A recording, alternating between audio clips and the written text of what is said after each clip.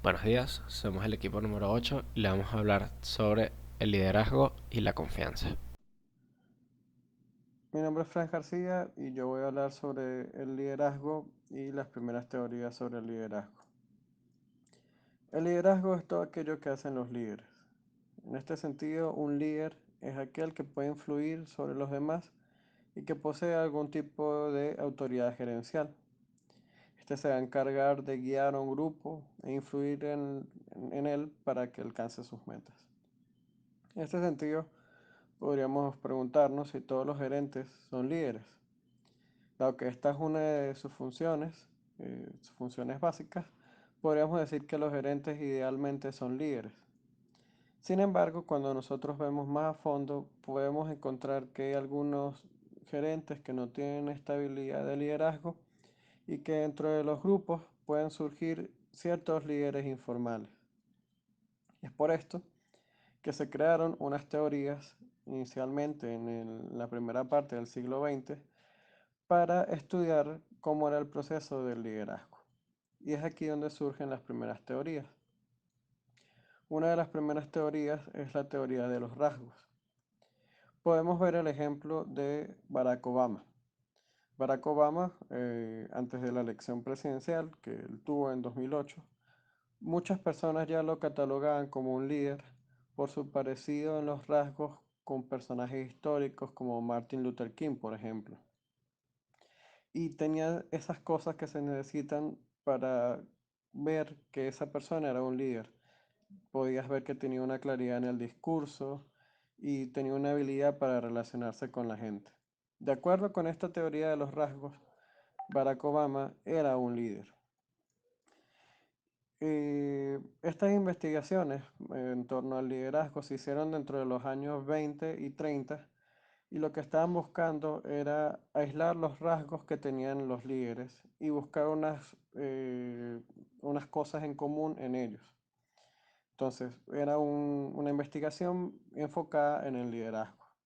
Se veía si la persona tenía una estatura, una apariencia, una clase social, o si la persona era estable emocionalmente. Pero a pesar de que se trató de unir todas estas cosas en un solo líder, se dieron cuenta de que no era posible englobar todas estas características en un solo grupo de personas que fueran líderes, por lo que no eran siempre los mismos rasgos. Una vez reconocido esto, se llevó esto a otra teoría que son las teorías del comportamiento, en el cual tenemos diversos enfoques para el estudio de los mismos y es un enfoque en cuanto a cómo se comporta el líder con el grupo. En este sentido, se hicieron estudios de la Universidad de Iowa en el que se tenía un tipo de liderazgo que podía ser democrático, autocrático o liberal. Un liderazgo autocrático donde la persona dictaba los métodos laborales, un liderazgo democrático donde se involucraba a los empleados y un estilo liberal en el que las decisiones se completaban de la manera que se considerara más adecuada por el grupo.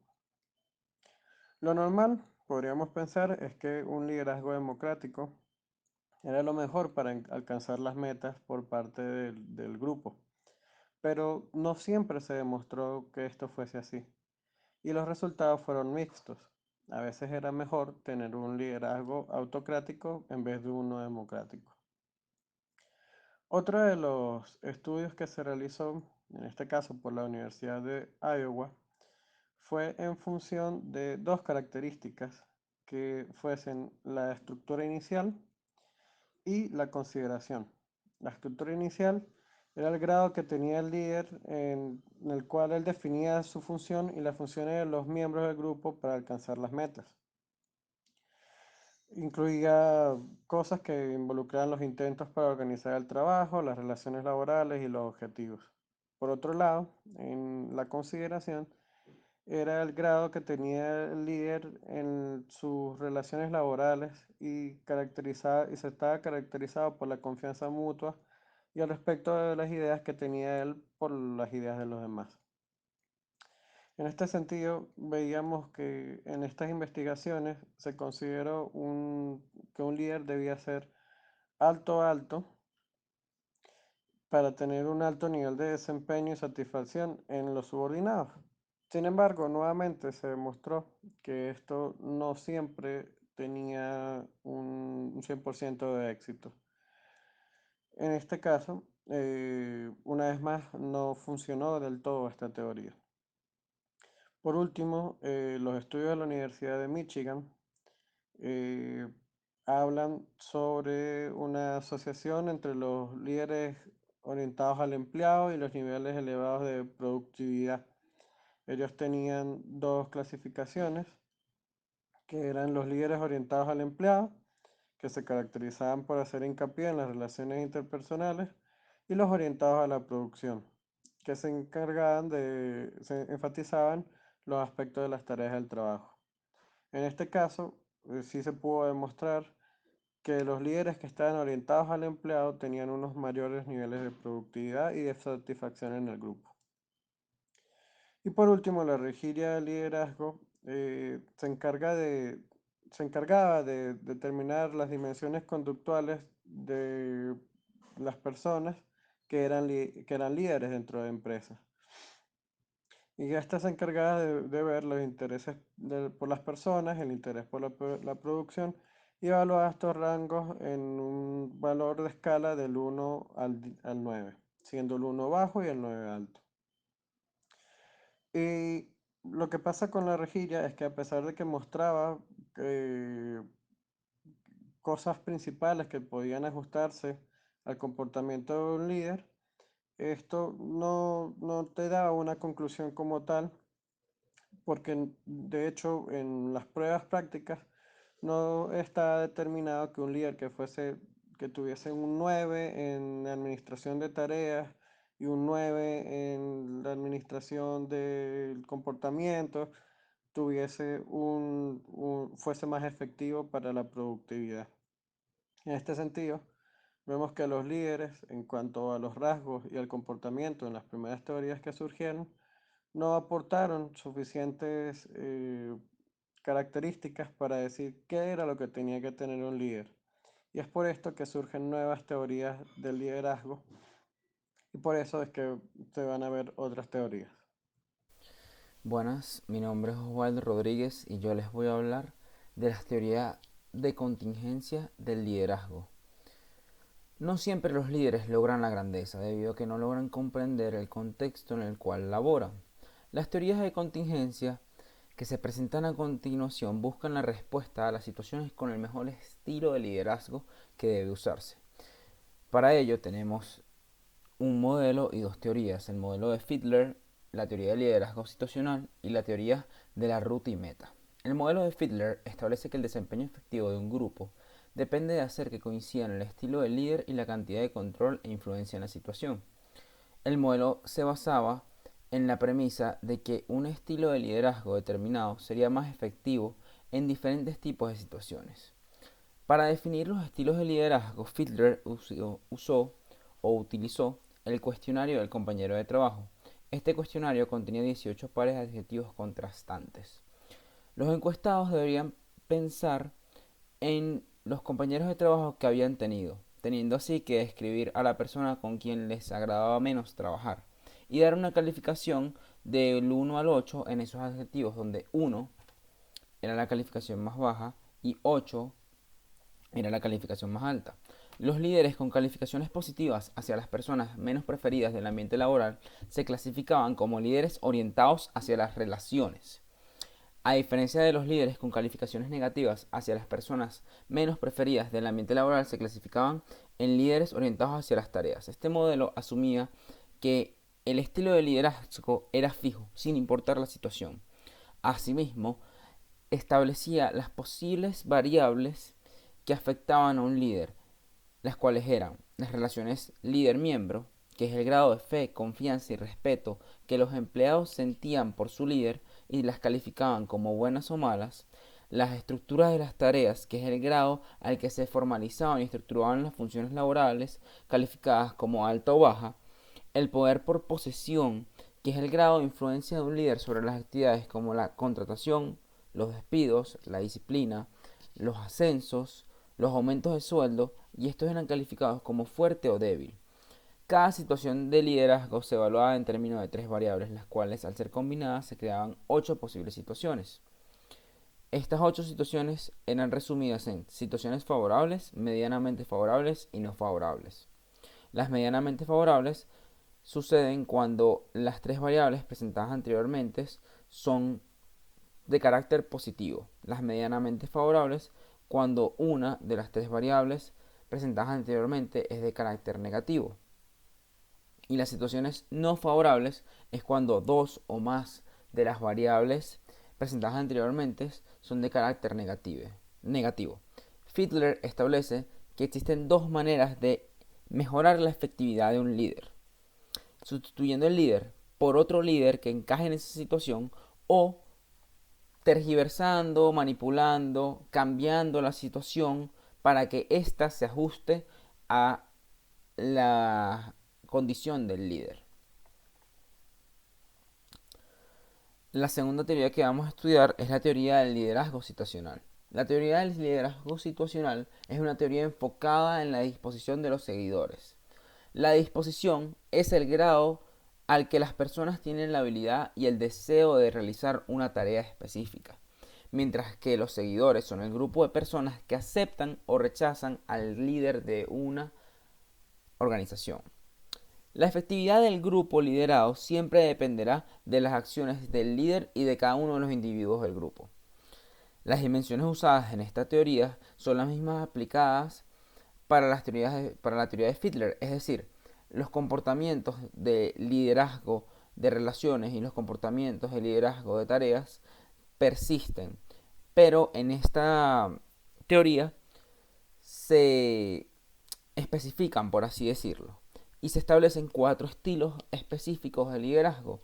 El estilo del decir, que es cuando el líder define los roles e indica a cada quien cómo, cuándo y dónde llevar a cabo las diferentes tareas de la organización.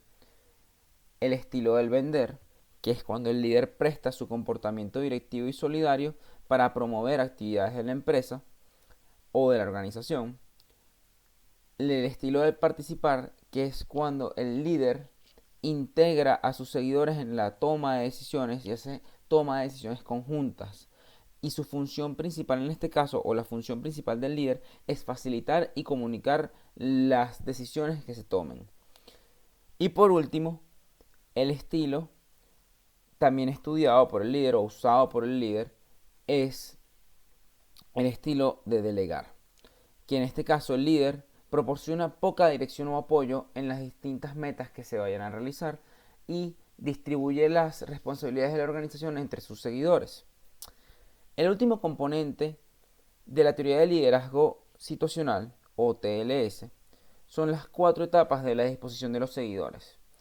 Este establece que los seguidores presentan 4 etapas distintas para la organización, las cuales se definen en R1, R2, R3 y R4.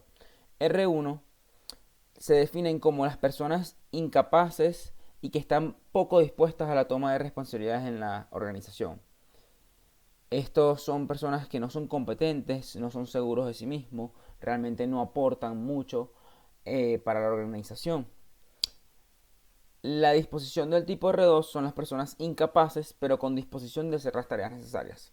Estos seguidores están motivados pero carecen de las habilidades específicas o especializaciones requeridas para realizar trabajos. Otras son las disposiciones del tipo R3. Estas son personas capaces pero carecen de la disposición de hacer lo que el líder desea o la motivación de hacer lo que el líder desea. Estos seguidores son competentes, pero no quieren realizar las cosas que les pide el líder, bien sea porque no lo reconocen o porque simplemente no desean hacerlas. Y por último está la disposición R4, que son las personas capaces y que están dispuestas a hacer lo que se les solicite en la organización. Finalmente, la teoría del liderazgo situacional tiene un atractivo intuitivo, pues ésta reconoce la importancia de los seguidores y se basa en la lógica de que los líderes pueden compensar las limitaciones de su equipo de trabajo. Es decir, un líder en esta teoría es capaz de ayudar a sus seguidores tanto en la toma de decisiones como en la realización de trabajos, brindando motivación y ayuda para poder lograr los objetivos de la organización. Finalmente tenemos la teoría de la ruta y la meta. Esta teoría sostiene que el trabajo de un líder es ayudar a los seguidores a alcanzar sus metas y proporcionar la dirección o el apoyo necesario para asegurar que las metas de la organización vayan con las metas del líder. Para esto se han identificado 4 comportamientos básicos del líder. Un líder directivo, que es el líder que permite a los subordinados saber qué es lo que se espera de ellos en la organización, programa el trabajo que debe hacerse y proporciona una guía específica de cómo llevar a cabo las tareas. Tenemos un líder solidario, que es el líder que muestra interés por las necesidades de sus seguidores y es amistoso con ellos, e incluso es capaz de llegar a formar un lazo afectivo con algunos de sus seguidores. Otro es el líder participativo. Este líder consulta con los miembros de su equipo y usa sus sugerencias antes de realizar la toma de decisiones. Un ejemplo son las juntas de división en algunas empresas, agrupaciones, incluso en nuestra Universidad Simón Bolívar. Esto se ve reflejado en la organización de los sistemas de los centros de estudiantes, entre otros. Y por último está el líder orientado a los logros. En este caso, el líder establece metas colectivas, las cuales motivan a los empleados a ser más eficientes y asimismo promueve un mayor desempeño en la organización. Esta teoría establece que el líder puede ser flexible y puede exteriorizar cualquiera de los estilos de liderazgo según sea la situación que se le plantee. Es decir, este puede variar en cualquiera de los 4 estilos de líder que se han presentado para resolver las situaciones de la manera más acorde y satisfactoria con la organización. Hola, soy Lucio Mederos y les voy a hablar del rol de la confianza. El rol de la confianza en la gestión de empresas tiene 3 enfoques. En el enfoque económico, la confianza es un lubricante esencial sin el cual las más simples formas de intercambio económico no podrían ocurrir. La confianza incrementa la eficiencia de los intercambios al reducir las expectativas de las conductas oportunistas y, consecuentemente, bajando los costos asociados a estas transacciones. En el segundo enfoque, la confianza puede mirarse desde el punto de vista del oportunismo. Williamson considera la confianza como parte esencial de toda transacción y al oportunismo como la búsqueda del interés propio. Por último, la confianza juega un rol importante en los individuos, como parte de los atributos o valores de las personas. De acuerdo con Stephen Robbins, la confianza es la esperanza positiva de que otra persona no se conducirá de forma oportunista, por medio de palabras, obras o decisiones. Pasando ahora al rol de la confianza en las organizaciones propiamente, se maneja principalmente la teoría tradicional. Desde el punto de vista tradicional es la perspectiva más antigua y quizás la más aceptada en la administración.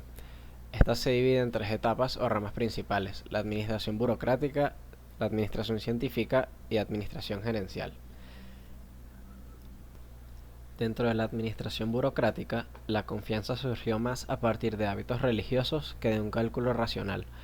La racionalidad implicaba la aplicación de la razón a todos los conceptos a que estaba siendo sometido el hombre. El catolicismo de la época imponía el creer en todo lo escrito en las escrituras, criterio que discutía Weber. Es por esto lo que algunos autores concuerdan con Weber que el surgimiento del capitalismo va de la mano a la reforma protestante, la cual proponía iguales reformas. Si aplicamos la hipótesis de Weber, confiamos solo porque nacemos confiados. Al racionalizar, entraríamos inmediatamente en la desconfianza o en la falta de confianza. Si una persona en la calle me dice que le preste 500 bolívares, según Weber, en aquella época confiábamos en esa persona porque las escrituras nos imponían hacer el bien a todos. Pero al aplicar la racionalidad, primero tendríamos que hacernos una serie de preguntas tales como: ¿quién es este hombre para que yo le preste dinero? ¿Tendrá una buena historia crediticia? ¿Por qué debo darle mi dinero si ni siquiera lo conozco? Y muchas más. Dentro de la administración científica, Taylor pensaba que el hombre era holgazán por naturaleza, y por esto debían establecerse directrices para trabajadores y estandarizaciones de equipos y movimientos, a fin de hacer las organizaciones más eficientes. En una planta tradicional de producción en serie, el grado de confianza que se deposita en el último obrero de armado es extraordinario, ya que la línea de armado está organizada para evitar a cualquier precio su interrupción. Además, Taylor apoyó el uso de métodos de selección científica para realizar la mejor asignación entre puestos y empleados. El trabajo de los empleados y de la dirección debían estar bien divididos, ya que los primeros hacían el trabajo manual y los segundos debían planificar y coordinar las actividades de los empleados.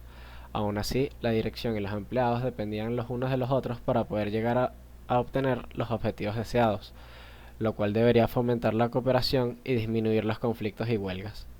Dentro de la administración gerencial, Fayol codificó los principios generales de la administración, que pensó que podrían ser aplicados a cualquier organización, pero varios de sus principios no han permanecido a lo largo del tiempo.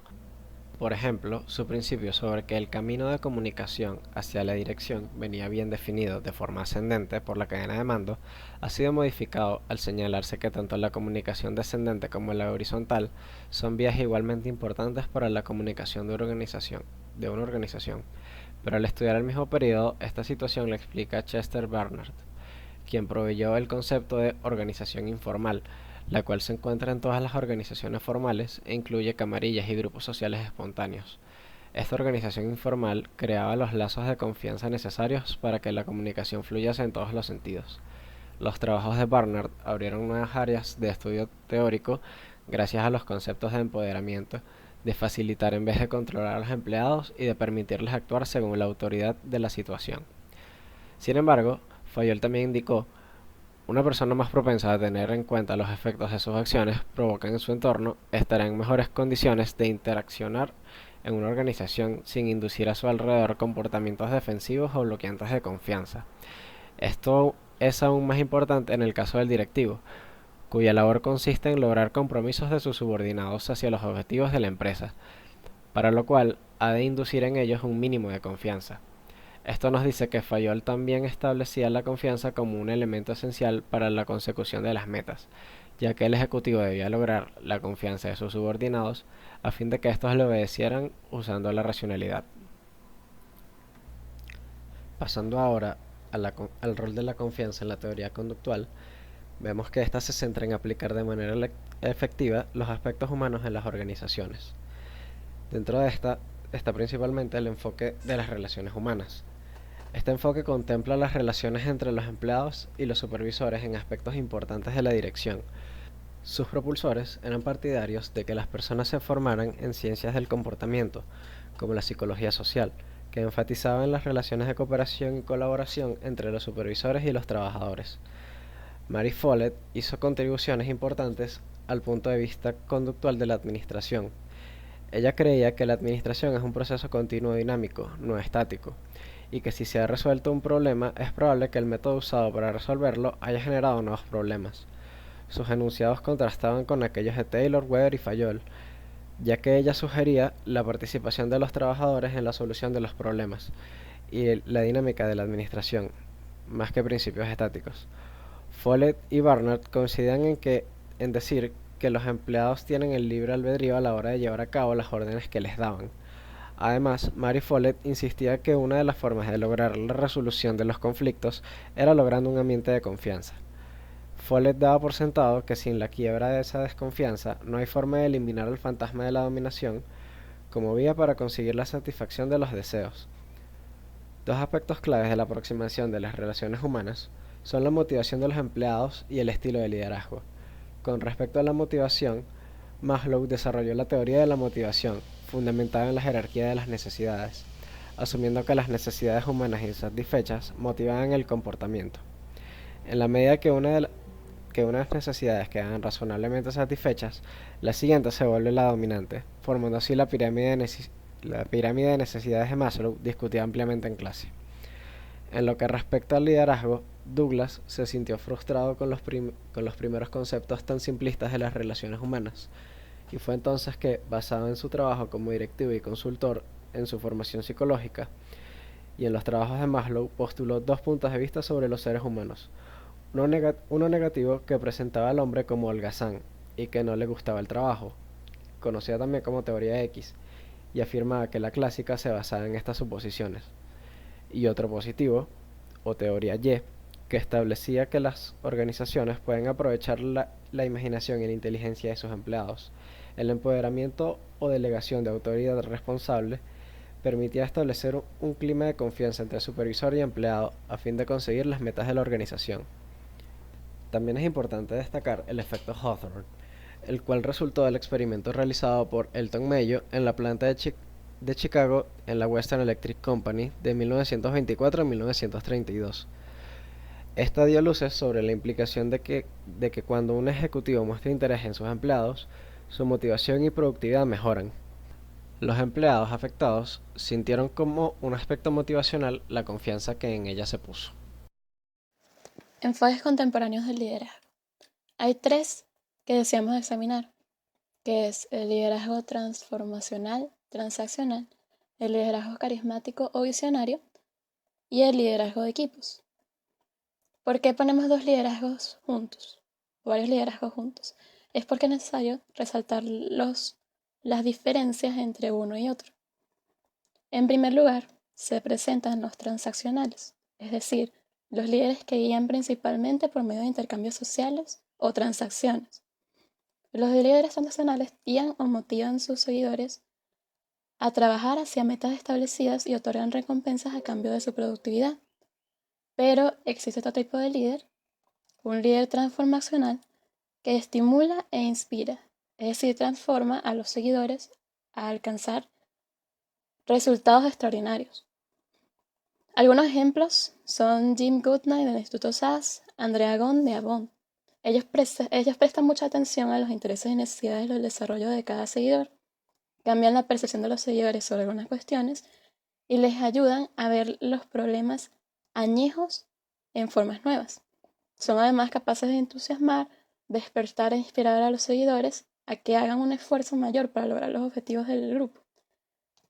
Los liderazgos transaccional y transformacional no deben ser vistos como enfoques opuestos, porque el liderazgo transformacional se desarrolla a partir del liderazgo transaccional. Asimismo, produce niveles de esfuerzo y desempeño laboral que van más allá de donde irían solamente en el enfoque transaccional. Es más, el liderazgo transformacional es más que carisma, ya que un líder transformacional intenta inculcar a sus seguidores la habilidad de cuestionar o no las opiniones establecidas, inclusive las del líder. Ahora, el líder carismático es entusiasta y seguro de sí mismo y su personalidad, y sus acciones influyen en la persona para que conduzcan de cierta manera sus propias acciones. Las personas pueden aprender a ser carismáticas. Los líderes carismáticos tienen una visión, habilidad de comunicar esta visión, disposición de tomar riesgos para alcanzar esa visión, sensibilidad ante limitaciones ambientales y necesidades de los seguidores, así como comportamientos que estén fuera de lo común. Una última cosa que debemos decir sobre el liderazgo carismático es que quizás no siempre sea necesario alcanzar altos niveles de desempeño laboral, porque tiende a ser más apropiado cuando su tarea es que los seguidores tengan un propósito ideológico o si el entorno implica un nivel muy alto de estrés o incertidumbre. Por otra parte, el líder visionario es capaz de crear y comunicar una visión realista, creíble y atractiva del futuro. La visión en una organización se debe ofrecer con imágenes claras y atractivas que saquen provecho de las emociones de las personas que inspiren entusiasmo para perseguir los objetivos de la organización. Ahora bien, un líder de equipo tiene 2 prioridades. Es manejar las barreras externas del equipo y facilitar el proceso del mismo. Los 4 roles del líder son ser el enlace con el grupo externo o con grupos externos, ser el encargado de resolver problemas, administrar conflictos y capacitar la solución de cualquier cosa. La parte de las soluciones de liderazgo en el siglo XXI. Primero hablaremos de las 5 fuentes de poder. Un poder puede ser legítimo, es decir, porque la persona tenga autoridad o posición relativo a un puesto en la organización que preside. Puede ser coercivo, que castiga, controla y los seguidores reaccionan ante este poder por miedo de lo que puede pasar si desobedecen lo que le piden.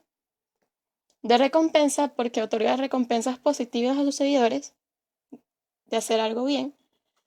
Experto tiene que ver con la experiencia, habilidades o conocimientos especiales, es decir, que la persona que es líder tiene la mayor experiencia con respecto al tópico que están tratando. Y referente se refiere a los recursos o rasgos deseables.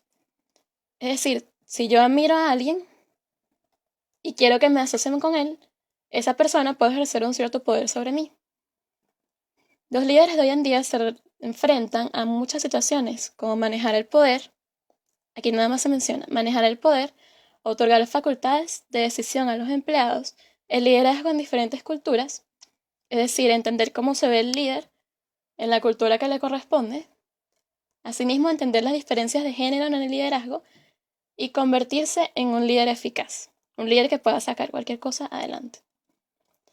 Nosotros nos vamos a concentrar en la parte que dice desarrollo de la confianza.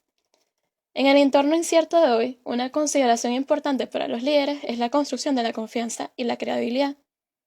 El componente principal de la credibilidad es la honestidad. Además de ser honestos, los líderes creíbles son competentes e inspiradores. Son personalmente capaces de comunicar su seguridad y entusiasmo. Así, los seguidores juzgan la credibilidad del líder en términos de su honestidad, competencia y habilidad de inspirar. Por otra parte, la confianza está estrechamente entrelazada con el concepto de credibilidad. Y de hecho, los términos se suelen usar de manera indistinta. La confianza se define como la creencia en la integridad, el carácter y la habilidad de un líder. Las investigaciones han intentado 5 dimensiones que conforman el concepto de confianza, que es la integridad, que tiene que ver con la honestidad y veracidad, la competencia, que tiene que ver con conocimientos, habilidades técnicas e interpersonales, la consistencia, que tiene que ver con fiabilidad, previsibilidad y buen juicio a la hora de manejar las situaciones, lealtad, disposición de proteger a la persona de manera física y emocionalmente, apertura, disposición de compartir de manera libre las ideas y la información. Ahora, ¿por qué es tan importante que los seguidores confíen en sus líderes? Las investigaciones han demostrado que la confianza en el liderazgo está estrechamente relacionada con los resultados laborales positivos, como el desempeño laboral, el comportamiento de ciudadanía organizacional, la satisfacción laboral y el compromiso organizacional.